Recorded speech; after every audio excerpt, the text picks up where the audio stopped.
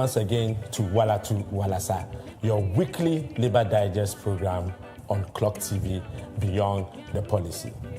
Here, we bring you the untold stories of Ghana's working people, the union work, the workforce movements, and the people behind the scenes. You can watch Clock TV on our social media handles, Facebook, YouTube, Twitter, and TikTok. I am your host, Edmond Akwe. Today, we turn our spotlight to the world of tertiary education. When we talk about universities and colleges, we often think it is only the lecturers and students. But behind the functioning of every tertiary institution is a workforce that keeps the system running. Administrators, technicians, cleaners, security, lab staff, and many others. These are the members of the Teachers and Educational Workers Union of TUC, widely known as Tewu, a union that has spent decades advocating for the welfare and recognition of non-teaching staff across Ghana's public tertiary institutions. From salary negotiations to system reforms, Tewu has fought to ensure that these vital group of workers who contribute to the education are not overlooked nor left out.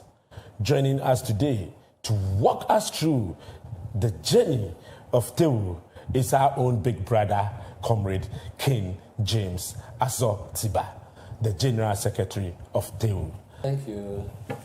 And welcome to Walatu, Walasa. Welcome. Thank Brother King James Azotiba is an experienced professional accountant and an industrial relations practitioner who believes strongly in fighting for the rights of workers and the underprivileged in society.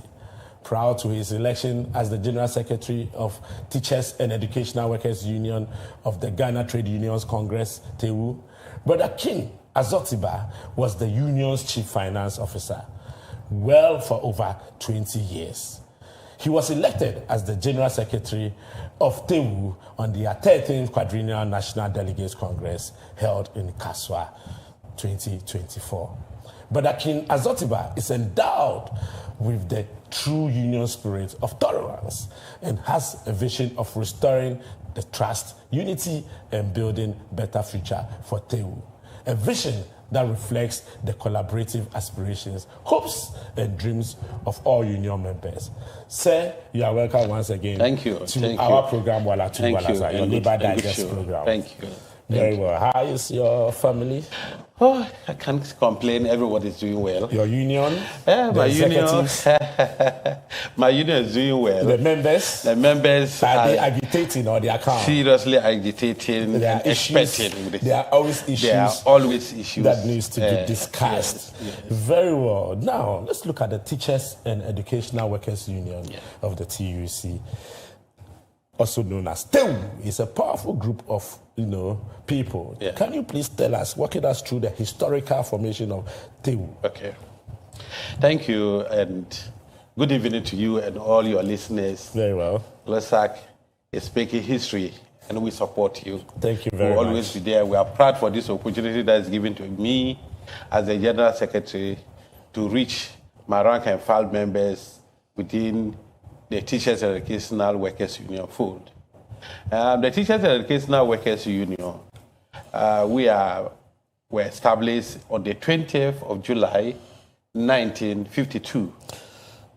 This came about as a result of a merger of three strong unions then. Okay. The Federation of Teachers, and then the University of Ghana Workers, and then the non-teaching staff unions of the Ghana Education Service. These three bodies came together and merged because under that time, the act, pre-colonial, the CAP, to establish the trade union practice was strictly ruled and then regulated. And it was said that if you don't come under the TUC, and then all those who want to come under the TUC, smaller unions were not accepted. Okay. And so they should merge according to sectors and sectors. Yeah. And since we were all in the educational fold, so the non-teaching educational workers were made up of the pre-tertiary institutions. From primary JSS now. Okay. Those days we used to have primary, middle school, leaving certificate, secondary school, college, training colleges. There are now colleges of education, teacher training colleges. Yes, and then now then the universities. Okay. So these members had to come together to merge to form then the Union for Teachers and Educational Institutions Workers. Oh, okay. ITU. That was the acronym. That's what the acronym. ITU. ITU. There's the Union for Teachers and Educational Institutional Workers. If I get you right, if you came around somewhere in 1952, this was just before independence. Just before independence. Yeah. And after independence, yes, there was the need for you to join TUC. Yes. Is that what it means? Yes. After independence, that's around 1958. Yes. We still had to change the name ITU to Union of Teachers and Culture Service. It was still taking transformation. Yes, so now it is Union of Teachers and Culture Service. That was expanded because we had to bring on board the West Africa Examination Council. Wow. We had to bring on board the Museums and Monuments Board. We had to bring on board the Ghana Library Authority, and then other quasi-educational institutions. And so that's why we had to go into the 1958 to change the name thereabout. This was giving you a more formidable front? More formidable front, because they now came to add, because for the major purpose of the merger, all these people were kind of doing another form of education. Okay. And so they needed to join with the fold that has education. And then we came to 1960. Yeah. Where this is now 12 years down the line. 12 years down the line, 1960, we had the union still changing its name to the to bring in the public service sector reforms. Okay. So the union was changed to the Union of that was a UTS. I finished with that one. That brought it. So in 1972. In 1972, the first president was after independence. After independence, yes. That was when we had another major shake-up in the union. The union. So the Union of the Teachers and Culture Service was so big that Nkrumah, after winning power, decided that no, what the professional teachers then, now currently known as the National NAT, that they were professionals because they had gone to training colleges. Okay. And so they should move out of the TUC fold and leave the laborers alone. Referring to... I like that part of history. Yeah. Okay. Otherwise, the teachers, Nagrat and the rest, were part of Tewu. Yes. Oh, Nagrat was only recent. Recent. Okay, so all teachers then... All professional teachers were part of Tewu. Were part of the Union of Teachers and Culture Service. Which is now Tewu. Which is now Tewu. Okay. And so when the Nkrumah said that, he said, okay, these people, you are professionals. You have finished training colleges. For these people, they are just laborers. So he coined everybody to be laborers. And that's how the TUC, where we take that acronym on ourselves, that anytime we want to introduce, say we are laborers. we work with the laborers. So we were proud to remain that one, and we accepted it. So when they moved, the non-teaching service workers of the Ghana Education Service resolved to remain with the Union of Teachers and Culture Service. So they were still in. They were still in with the University of Ghana Workers Union as well, and the Federation of Teachers who were part some of them were from private schools. Who did not have degree. Who did not have... well, according to Nkrumah, they did not... They was saying any degree. They were having diplomas. Diplomats, yes. Who did not have but Nkrumah described them as professionals. Yes. And so they resolved to remain. And because we still had some professional teachers from the private schools that were still in the system, then the leadership then decided to coin the union into teachers, rename the union into the teachers, the name Teachers and Educational Workers Union. And so that will cover for the teachers who want to remain with us. And those are for the private schools. Every teacher is part of our union. And so that's why we... Currently, do you have some teachers who are still with Tewu? Oh, yes, we have teachers who are with Tewu from the Ghana International School, Lincoln International School, St. John's. That was amazing. Complex schools, and a whole lot. A whole lot. You are still a strong union. So when you look at the history from the 1952 down the lane to 1960 to 1972, you can realize that there has been a number of shake-ups, maybe the transformation of the name and here and there. Around the time, you've mentioned about Kwame Nkrumah. Let's look at the military regimes that came in. Were there any struggles that the then union went through? Okay, even before the ALU in 1981 and thereafter. I remember in 1969, Dr. Bush's government had to shut the whole TUC down, abolish the TUC and abolish check-up system. That forces everybody to go home. And then when they recovered, things started taking fold. Then the revolution came. And then the takeover came. All the universities were headed by the same University of Ghana. They had a strong Workers' Defense Committee there that took over. And then they joined other teacher unions and other union members. And it was like what happened to the Liman's government also happened to the TUC leadership. The Secretary General was chased out, and all General Secretaries were chased out. And we had to have a new interim leadership. And Sonny Ali and Co, he was the chairman of the University of Ghana. For the trade union. He came to become the interim General Secretary of the Teachers and Educational Workers Union during the ALU period.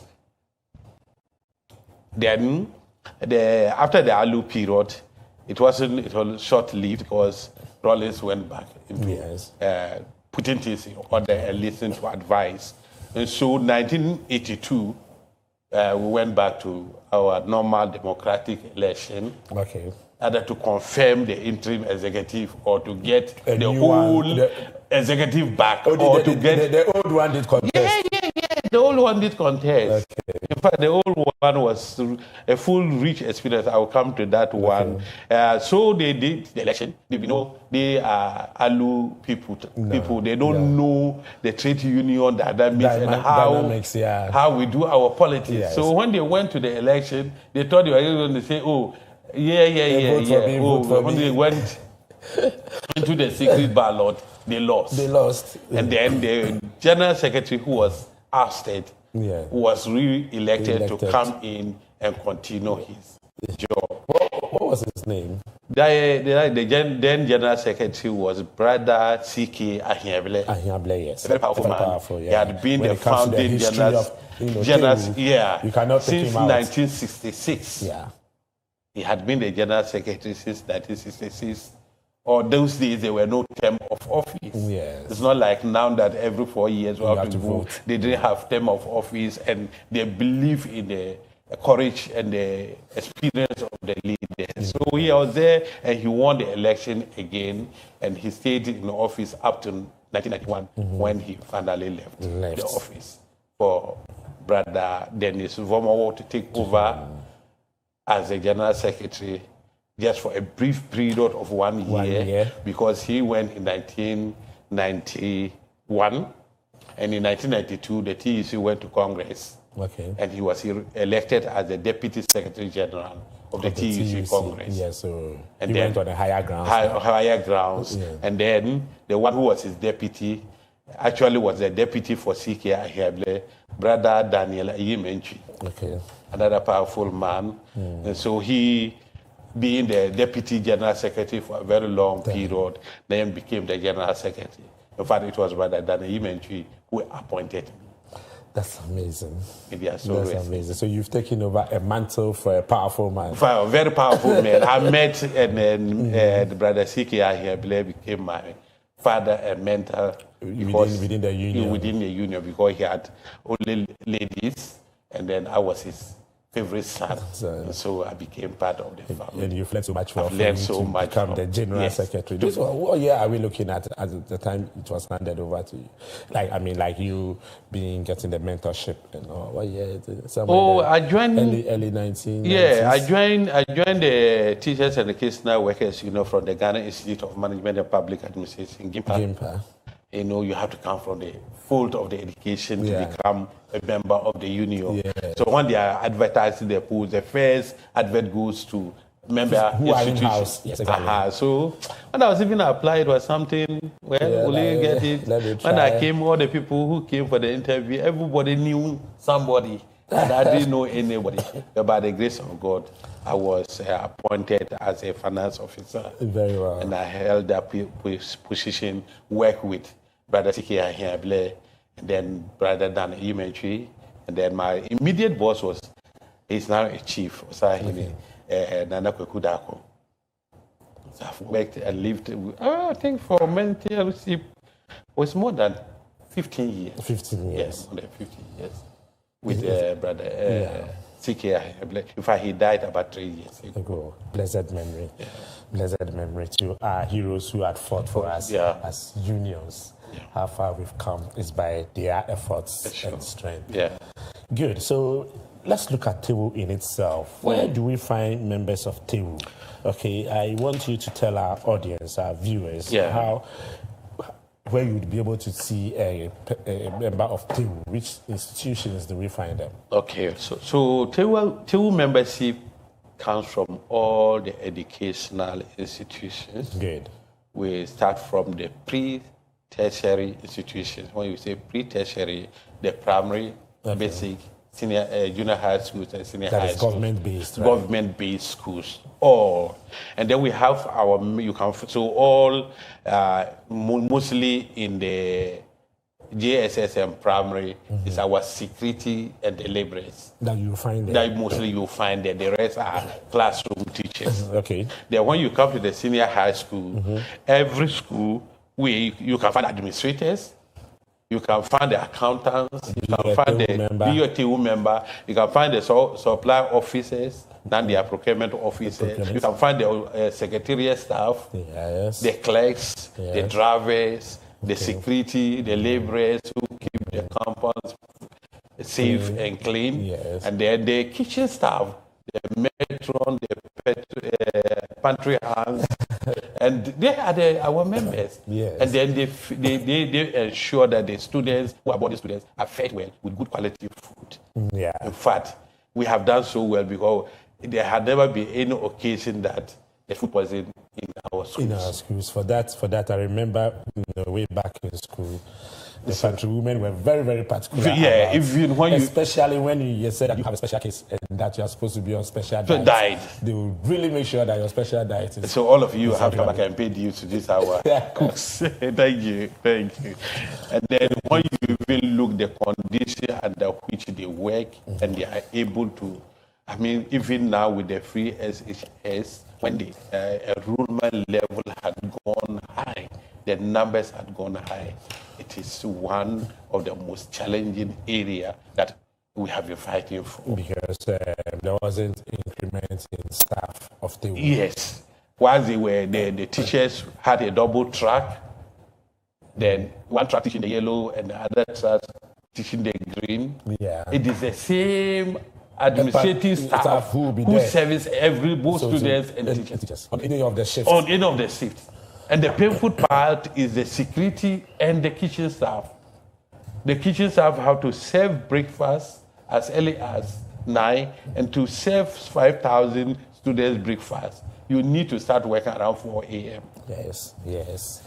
Some of them, and they cook with firewood, picking the firewood, snake bites, smoke.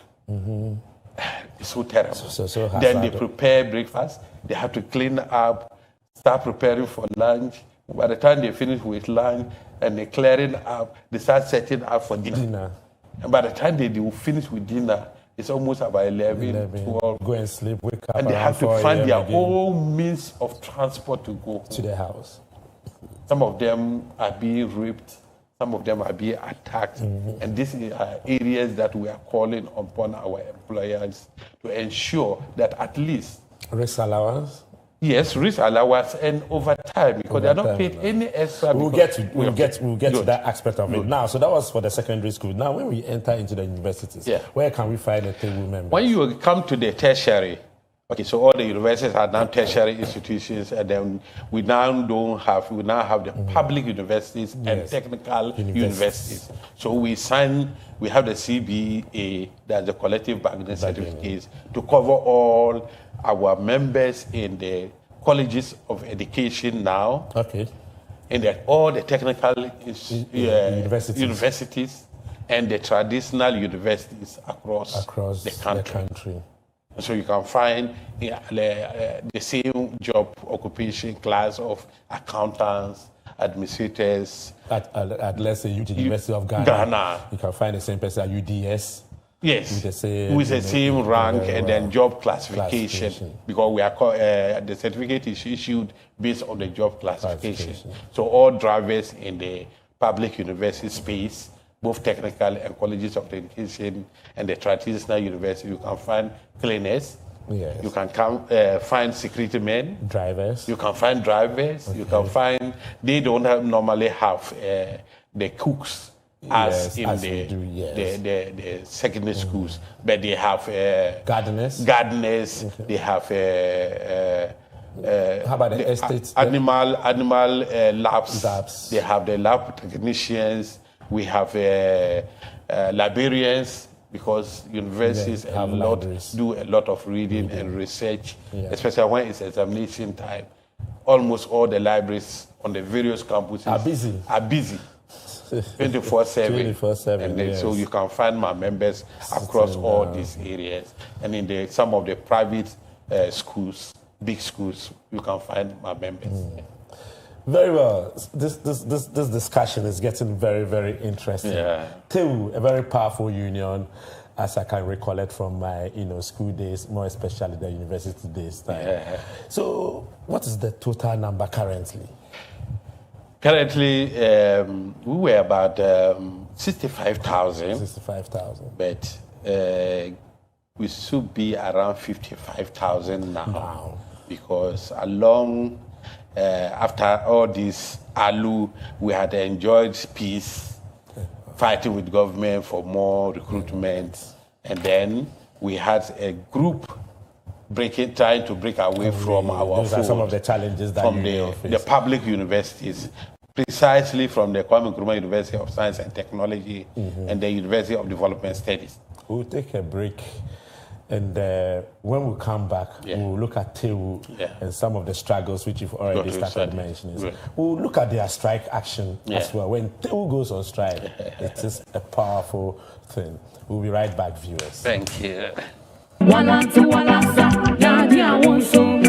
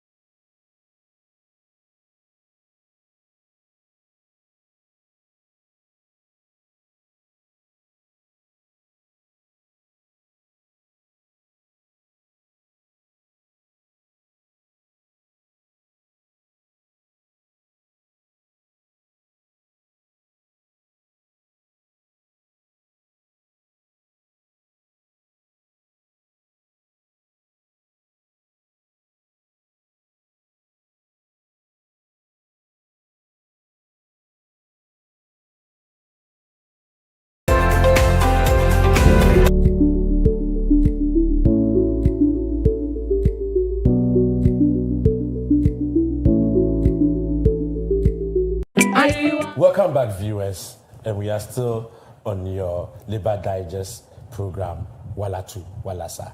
We have in the studio our comrade, King James Azotiba, who has been telling us about the Teachers and Educational Workers Union of the Trade Union Congress, TUC. Tewu. Mr. Comrade, Tewu in itself, okay, is a powerful union. Yeah. Yes, when it comes to, unionism in Ghana. Yeah. Can you tell us some of the struggles and challenges that you had to go through in fighting for your members? Yeah, trade unionism in Ghana has evolved from all this pre-colonial time to the independence and post-independence, the revolutionary period to now, has survived despite all the challenges that are there as in organizing for both internal and external factors. Because whilst you are fighting external, the internal is also people are fighting you. you. So if you are not strong, in fact, you don't only need to even be strong, you need to be very alert. You need to be sharp. Yes. Because the needs of members are increasing daily. Members are now being very enlightened. Yes. Unlike even post-independence, the enlightenment of workers was because not. Today's dissemination of information is like... It's gone. And the questions they are asking, they don't understand. Unless you have to take your time to tell them the importance of the union to them. Yeah. It is only at that period that they say, wow, so we are having security. And we didn't even know. We didn't even know.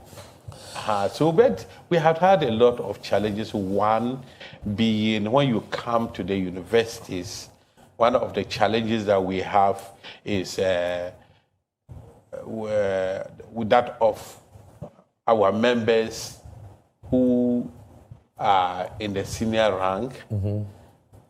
The university is interesting. They have some kind of allowances that they call out of session allowance. And so if somebody is in the senior level, that his salary level is even high, that person is given allowances for not staying on the university campus. But the security man who also stays in Zongo and come to make sure that there's safety on campus is not given this allowance. In fact, so it has been a lot of challenges. Car maintenance allowance is given with fuel to people who stay outside campus. And those of my members, category of my members, especially the vulnerable ones, the laborers who come to keep the place safe. Because you can imagine the university who's still without cleanliness. Yeah, without cleanliness. It's terrible. I remember, anyway, it's so terrible. I just don't want to imagine it. Yes. And then you can imagine the University of Ghana Medical School, the mortuary, without the morgue men. I mean, make sure that there's sanity. The sanity, they make sure that the dead bodies are in well good kept temperature. They don't decompose upon, because and they do all these things. And yet, they that need money, they are being denied what is even given to people who are rather in the higher income bracket. So there's disparity. Serious unfairness. Workload is and then we come to overtime and risk for the security. Security, they work normal hours. Everybody's supposed to work 8 hours working day. They work 12 hours every day. Government pays only 20% for that one. Good. Then on Saturdays and Sundays, that are supposed to be days of rest for them. They are there. They work. They are at work. And these ones, they are not being paid any overtime or any extra money for that. How long have you been putting some of these issues on the negotiation table? In fact, our current public university's conditions of service expired since 2019. 17 actually. And we started negotiating since 2019. To date? To date. So there's a big vacuum. And so even the old one that we even want to just sign, what we were having negotiated from 2019 to 2024, virtually it's been eroded. It's gone. And so last time we were telling them that what we are going to sign, we are going to make sure that it is effective 2024, and by December 2025, the 2-year period, it has elapsed. And we have to start again. Because if we don't do that, our members will be wet. Can you imagine? Are you talking about a population of almost 5,000? Yes. And today, the Security and Watchmen Association of my union will come and ask me that, so how many policemen are within a community of 5,000? And they are even having weapons. But today, they don't have weapons. I think they have a point.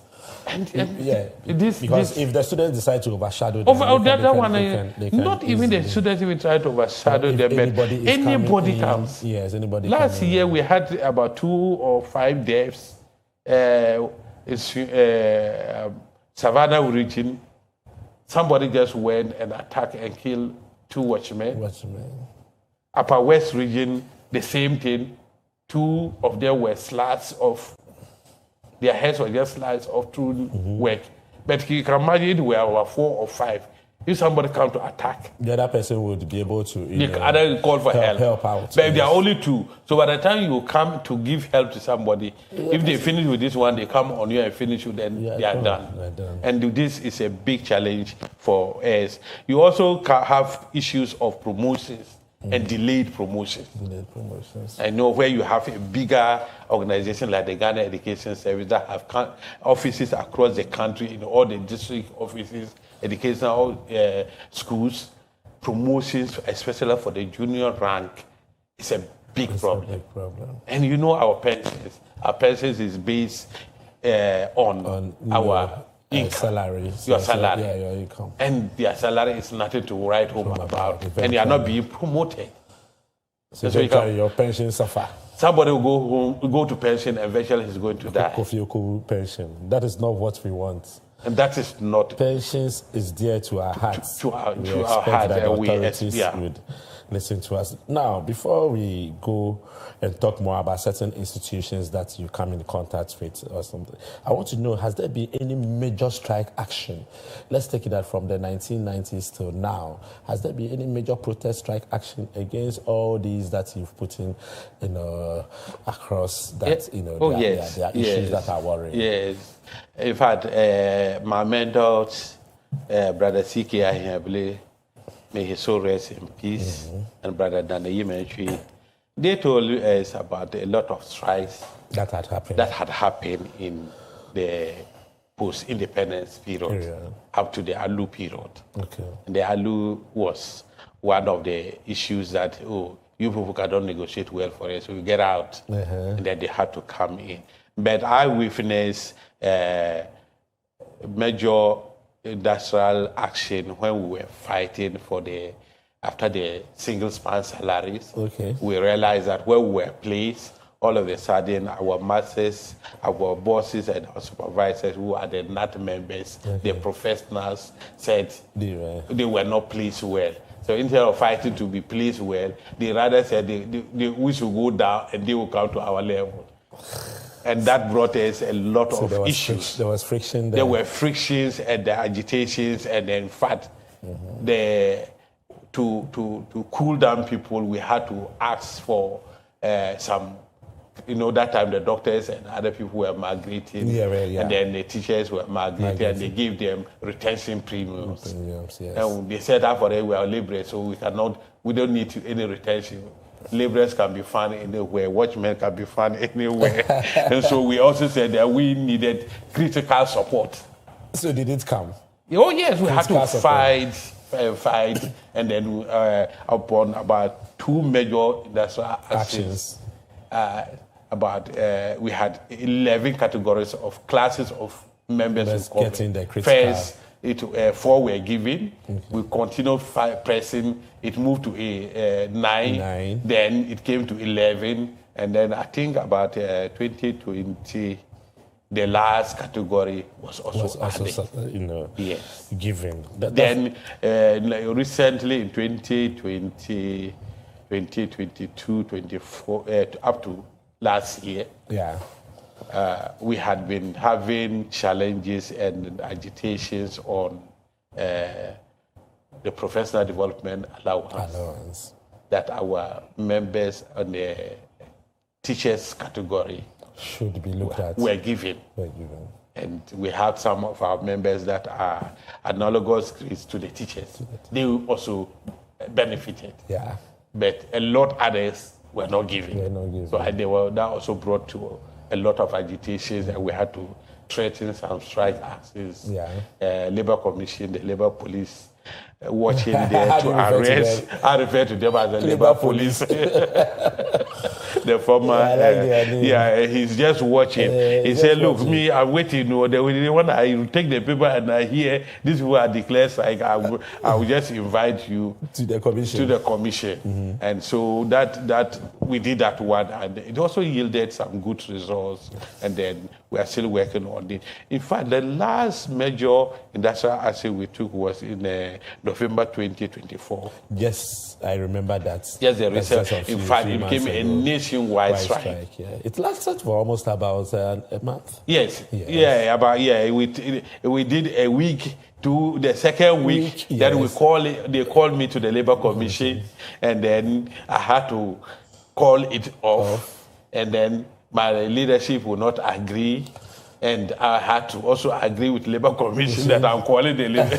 So we had to do some silent trades, and then lobbying underground. So some people. When it happens this way, it puts you, the GS, in a fixed position. They just tie you to the slaughter. It's very difficult for you to maneuver your way. But I remember in school, Tewu strikes were not palatable at all, because the moment Tewu goes on strike, in the first 3 days, you start noticing it. Oh, yes. The corridors, you start to rubbish, You go to the lecture halls, they are not open or clean. Yes. A whole lot of lot. Then we'll be asking, but who are this group of people? You don't know. They are more than the lecturers. Ask for lectures. If they don't come, you find a way, and the moment Tewu goes on strike, it affects every aspect of your life on campus. Yeah, and the Sundays on the Lightwork part, Rollins, when he came to power and they said Tewu was on strike at the university, he says, "Hey, Chikata, please go and get me that Tewu man. I want to see him." He thought the name was Mr. Tewu.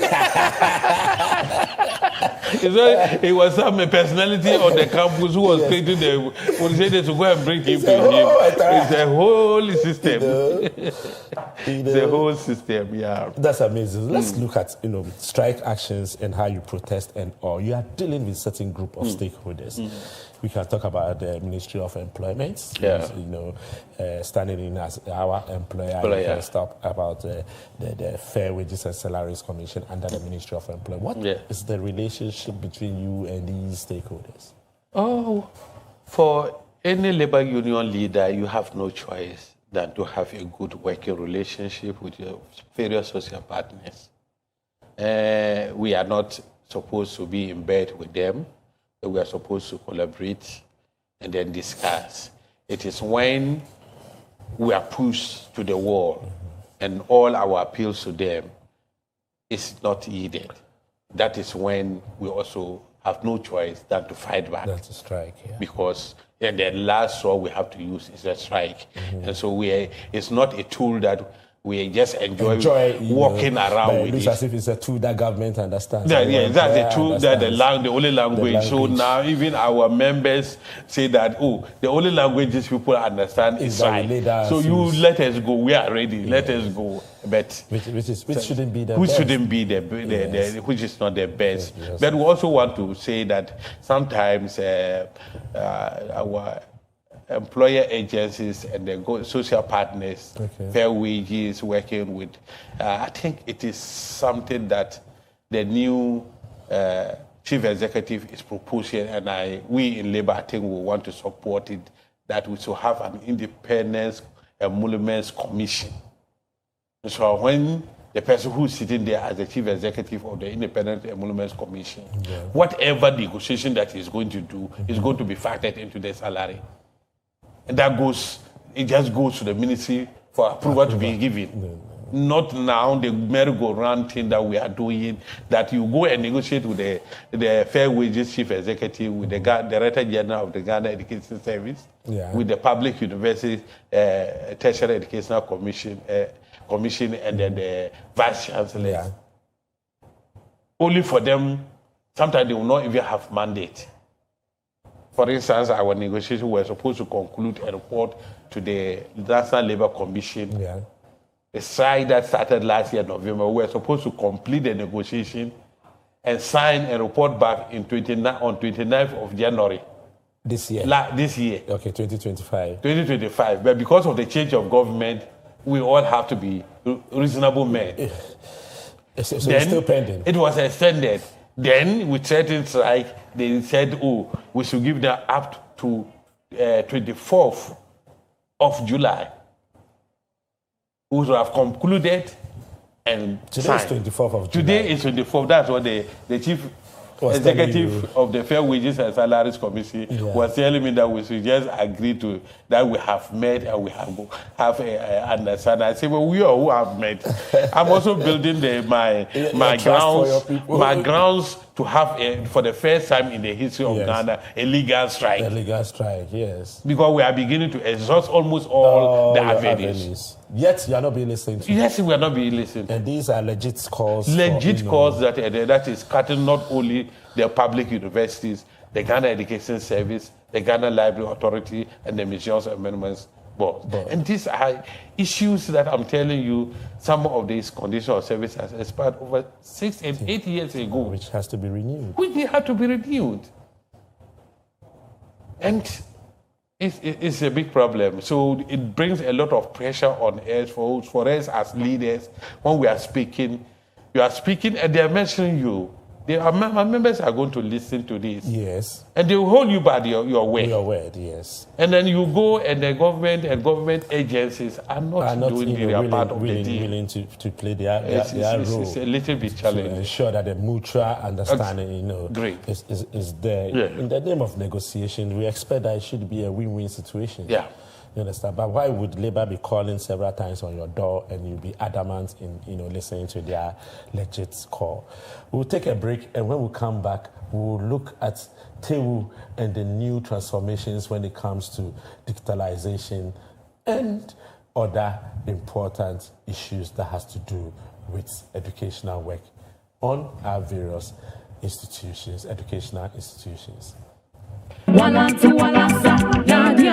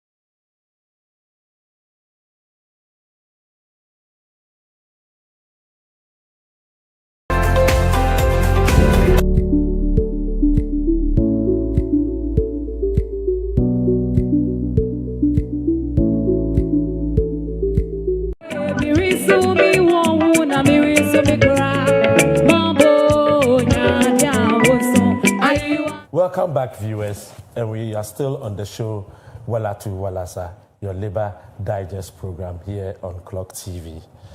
We've been dealing with the Teachers and Educational Workers Union of the Trade Union Congress of Ghana, TUC. Tewu has come a long way, sir. Yeah.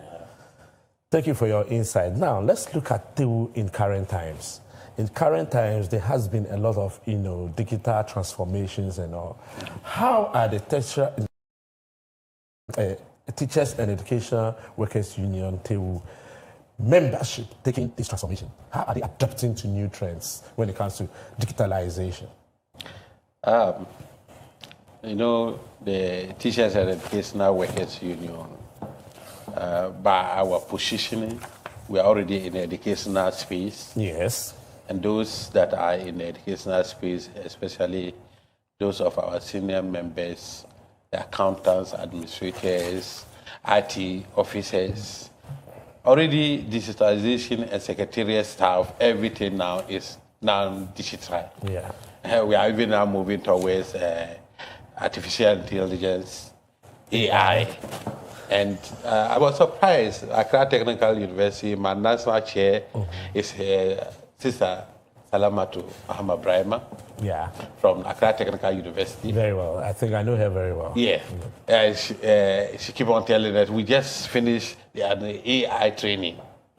And so we know we keep on abreasting ourselves with the times, and digitalization has come to stay, AI has come to stay. There are fears and there are advantages and disadvantages. We as a working people, we have no choice than to adapt. Because we have to render our service and be paid for our services. Yes. So if the need of our services is changing through digitalization and transformation and then AI, definitely you have to adapt. Adapt and make sure that it aligns your roles and duties. Yeah. So let's look at how Tewu is able to contribute to tertiary reforms. Are you consulted when it comes to some reforms within the educational space? Well, yes. Sometimes we have to push our way, sometimes through the hard way. That is the only language maybe when they understand is. But on policy issues, in councils, yes, our members serve in councils. But in council, the deliberations, they are committees. So most of the committees that have very little to do with labor, but has everything to do with the policies of academic, they don't involve us. But when they also come to development of the infrastructure in the various schools, from secondary schools, senior high schools, to the colleges of education, to the universities. I mean, you are building a dormitory, you are expanding the school population, you are not thinking about the kitchen. And where a kitchen is being built, the kitchen, you are not consulted so that will tell you how the office settings should look like. And these are a few issues that we think that the bottom approach of management of our bosses is not helping. It's not helping. Because if you involve us, you don't lose anything. One will bring our suggestions and you don't take. Because after all, you are the ones going to work within that environment. That environment. Yes. And we are the people who are going to be a major stakeholder in policy decisions. We've been pushing for this. In fact, it's very interesting. They will even set some committees and involve us. And those committees will never work. They will never call it. Then they will turn it into another way and call it an academic board meeting. And go and discuss issues. The results, when it turns out that it is not good. Meanwhile, if we were there, we will only bring our innocent, harmless suggestions, which should make sure that everything comes out as even better. But too much learning, they think that they are admiring the cleanness. The pantry women. The security, they are very, very important when it comes to, managing the educational institutions. Very well. So let's look at, in current times, how is Tewu trying to get its members, understanding these new trends? Are you organizing some trainings? Do you normally meet your people more often? Do you encourage the young ones within the union to learn, to become leaders in future, learning through the process? What are some of the internal mechanisms that Tewu is putting in place to ensure the sustainability of its union? Yeah, we in the Teachers and Educational Workers Union, we believe in training and retraining of our members. We demand that from employers, but we as Union Education, we make sure that we run basic trade union courses for our members who are newly elected. We do intermediary trade union training to keep them to understand their times, bargaining rights, conflict resolution, and how to handle meetings in the various levels.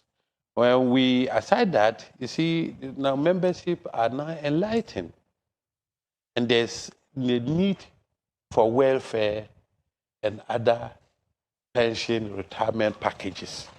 That is what members are looking for. For the aged, that's what they are looking for. For the young ones, they are looking for their welfare. They are asking what is in there for us. And so you don't just, so we have to have, since I came to office, we have introduced Tewu Reporter. Tewu Reporter. An internal news journal. That's about 30 pages, 40 pages. I think the May, June one was almost about 60 pages. Okay. To take reports from the regions, activities from the regions, for other regions that are not working to know what is happening there. Yeah. Reports from the National Secretariat, what we are doing, and then the training programs. We have a large body union, so definitely you have to do it in batches. So any batch at any time we do, we make sure that we report, because communication was a big barrier. That was leading to some breakaways. People were not understanding what we are doing for them. When they are not getting their promotion, they are not getting any information. You're going to negotiate for them. They don't know what is happening. All that they hear, they will send a letter that they should go on strike.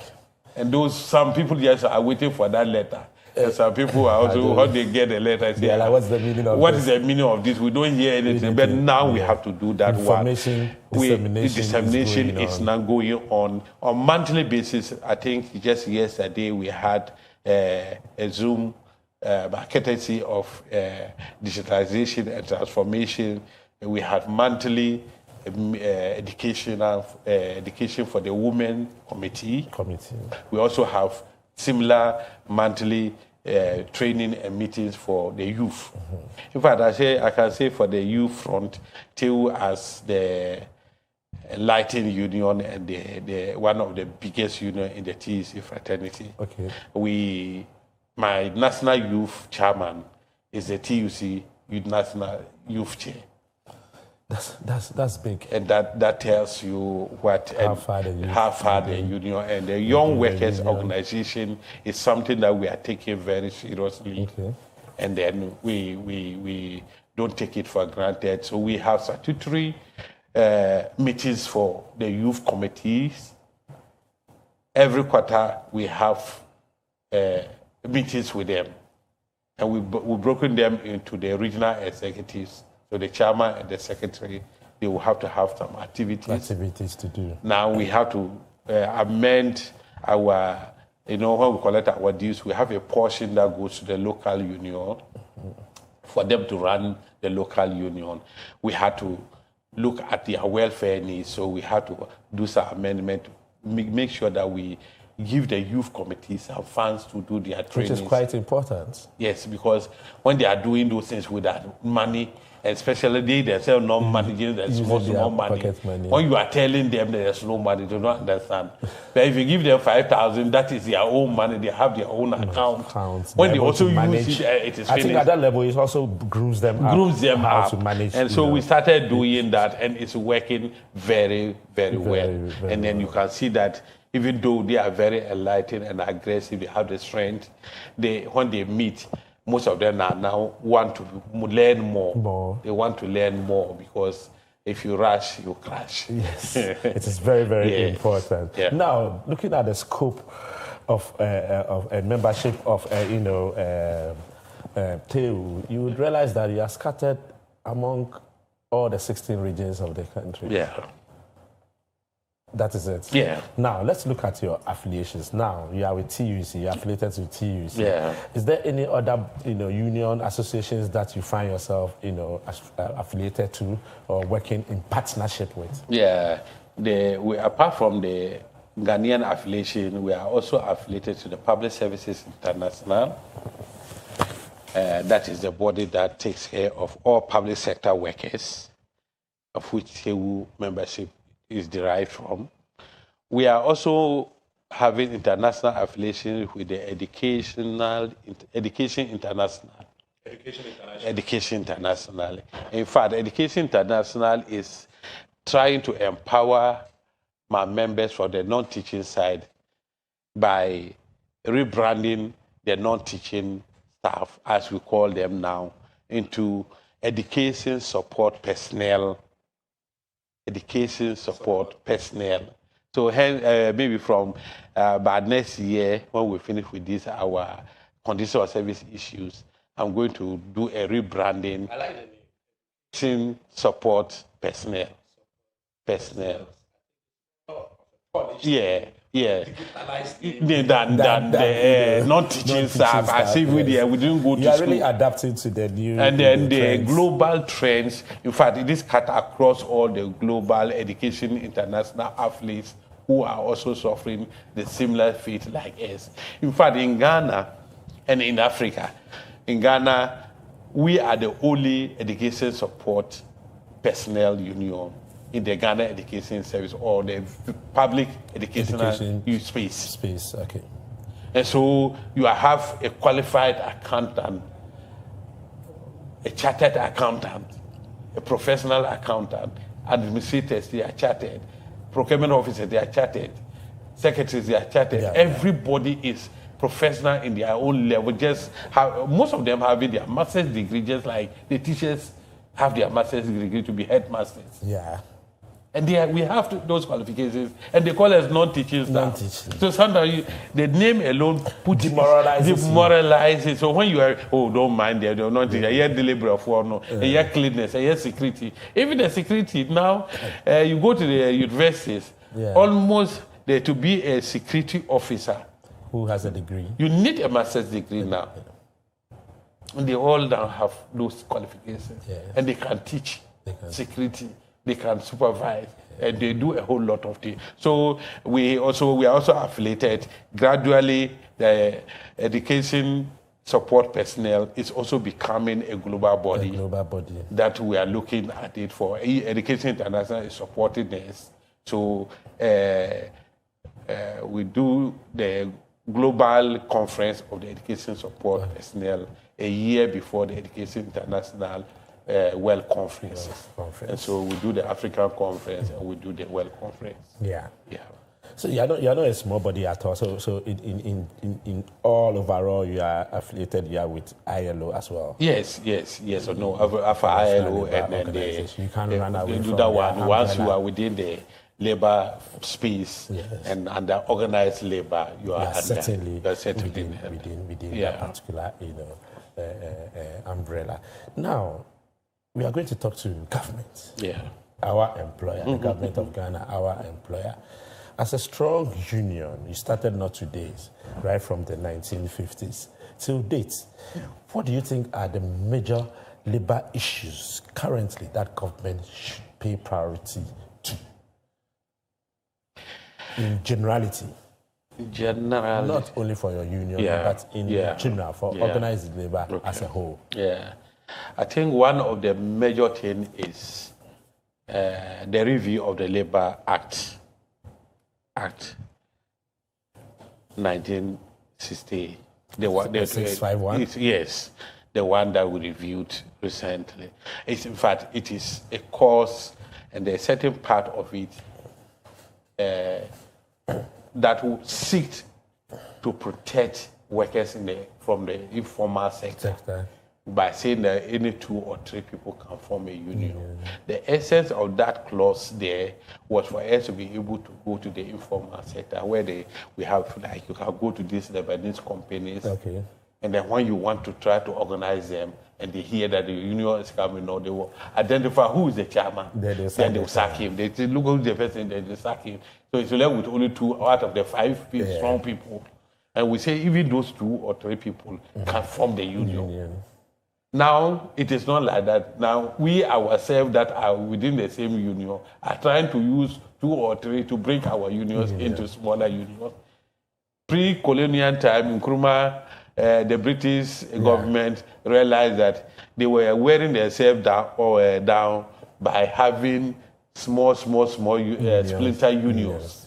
Because you talk to this group, the next time another group is coming, another time another group is coming. It makes you don't know, but who are this group again?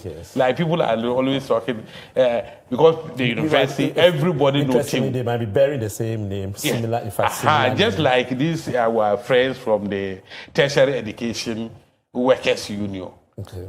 In some educational laws, the university status and the acts that establish some of the modern universities like the Ghana Telecom University. What they have in the act for the composition of the membership of the union is the Tertiary Educational Workers Union. Because they are tertiary institution. But hitherto, there was no union called Tertiary Educational Workers Union. So they were Tewu members. But now they tell themselves that, they are in the tertiary education space. And we are a labor center. We organize both the senior, both in the private schools, both in the public schools, the universities, the colleges of education, and then the cultural institutions. And we bring everybody. Union, the strength is in the numbers. It's in the numbers, But some of our members are also, this greed. Everybody think that every union leader, all the money comes to us, and we sit on it. But accountability is there. It's there. You can't run away. We can't run away, and we are always accounting. We just came back from conference. We account for. I just finished my National Executive Council meeting, where, in fact, may the soul of my brother, my Deputy General Secretary, passed in April. The name? Brother Charles Kofi Osei. Yes. And he will be buried on Saturday this weekend. And by the grace of God, our last National Executive Council also produced another lady, a young lady. And I think when they were doing the contribution for the youth, I saw her name there. I asked, Deputy, are you still less than 35? He said, yeah, but yes, you don't know, I'm 35 now, so I'm still a youth. I said, okay, so you have become the Deputy General Secretary. In fact, I think Tewu will always create the history in the trade union front. I think my predecessor, or the one who went before I came, Brother Mark took over from Brother August Tabu. Tabu was among the first batch of youth leaders here, and then the Mines General Secretary now. They were all youth, that's TC youth executives. And then we produced a General Secretary who was a youth. Doing well when it comes to gender balance. Oh yes, for gender, Tewu is we for our national leadership, gender we have about we can say 60%. Because for the 7 leadership, 4 are women and 3 are men. Very well. So now the government should look at the Labour Act, for which is under review currently. What do you think is another issue that's... Another issue is the review of the public single span salary. It has outlived its purpose. The consolidation that they were talking about, we are not able to understand the calculation.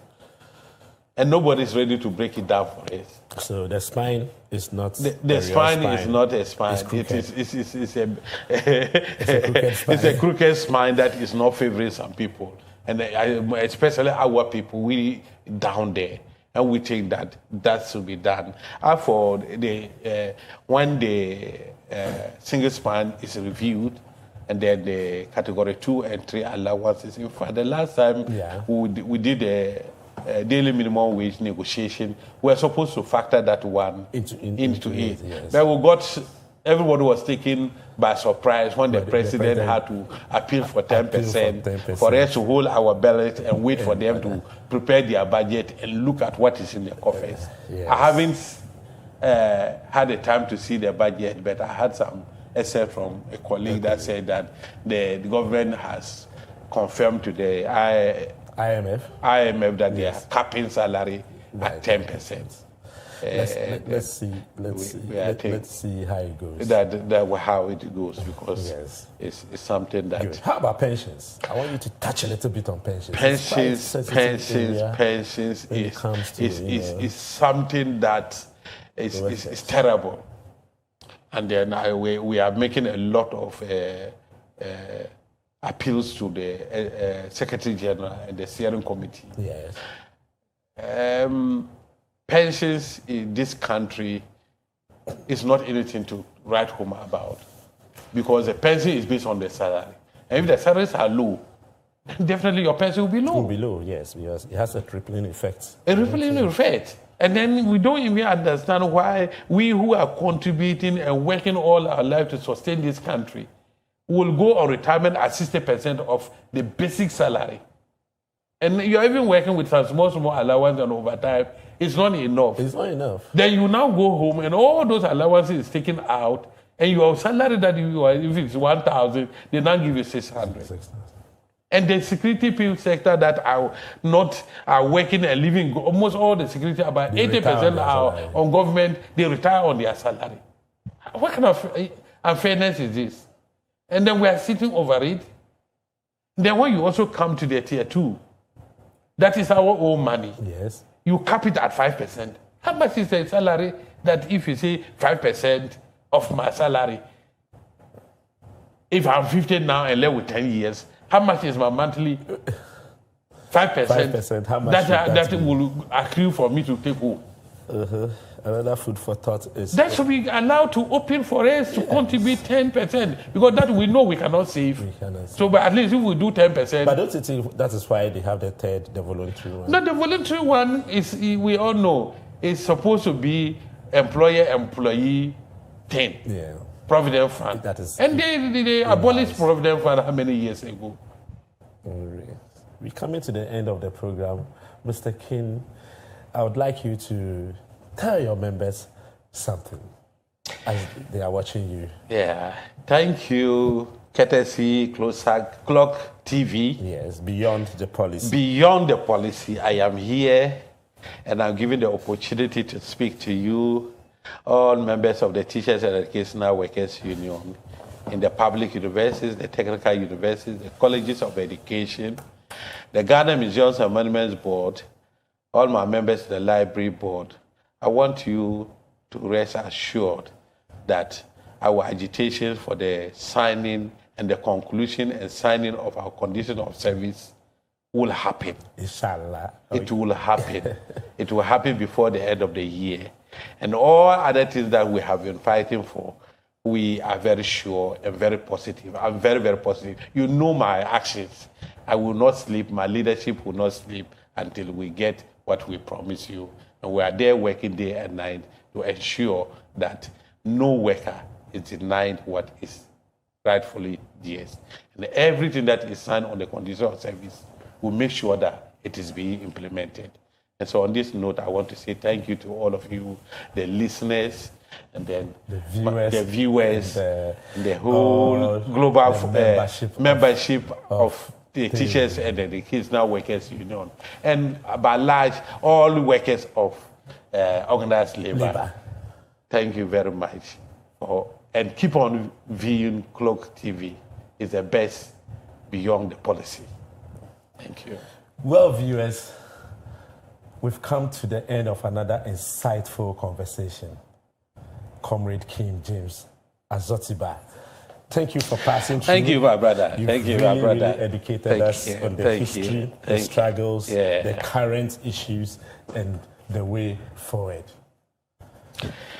Walking us through the work of Tewu makes us to remember that education is not only delivered in the lecture hall, No. but made possible by the people who maintain, support, manage every aspect of campus life. Yeah. And to our viewers, thank you for staying with us, and we hope to see you again next week. Thank and you. We know that this has been an eye-opener for you. I leave you with this labor quote. All labor that uplifts humanity has dignity, Yeah. importance, and should be undertaken with painstaking excellence by Martin Luther King Jr. Yeah. This has been your host, Edmond Akwe, on Walatu Walasa, your Labor Digest program, where labor speaks and history is made. Yes. Stay focused, work hard, and be blessed. See you again next week. Bye-bye.